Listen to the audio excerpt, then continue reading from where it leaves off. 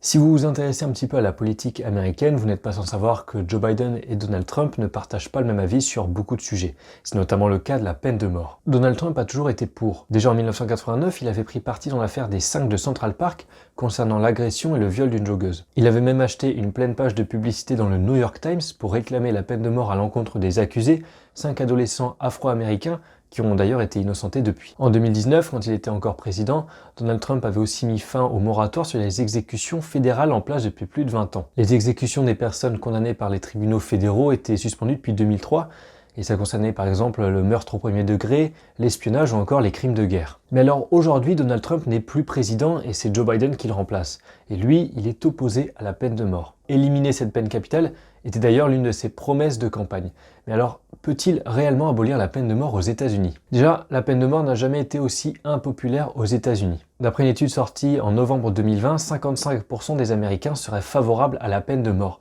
Un chiffre qui est en baisse puisqu'en 2006, 71% des Américains étaient favorables à cette peine. Alors, comment expliquer ces chiffres? Il faut d'abord savoir que le taux de criminalité aux États-Unis était très élevé dans les années 30. Quelque temps après, dans les années 1960, le combat contre l'égalité des droits civiques des Afro-Américains a été marqué par de grandes vagues d'émeutes qui ont fait des dizaines de morts et de nombreux blessés. Alors pour faire face à ces violences omniprésentes aux États-Unis, plusieurs lois ont été créées. Je pense notamment à la loi contre la drogue lancée par Nixon en 1971, il y a aussi la loi pénale de Reagan en 1984, ou encore le Crime Bill de Clinton en 1994. Ce qui est intéressant avec cette dernière loi, c'est qu'à l'époque, Biden était sénateur et a beaucoup soutenu cette loi. C'est d'ailleurs lui qui avait proposé d'élargir la gamme des crimes fédéraux punis par la peine de mort. Et vous l'aurez compris, Joe Biden a depuis changé d'avis. Au fil des années, le taux de criminalité aux États-Unis a baissé jusqu'en 2007-2008.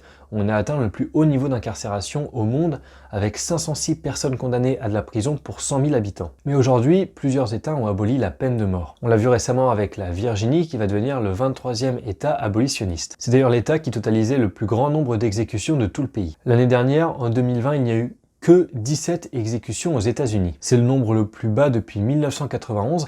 Et il aurait pu être encore plus bas d'ailleurs si Donald Trump n'avait pas mis fin au moratoire qu'on a évoqué en début de vidéo. Enfin, pour abolir la peine de mort, il faudrait faire voter une loi au Sénat américain. Mais il est majoritairement composé de républicains qui sont, pour la plupart, opposés à l'abolition de la peine de mort.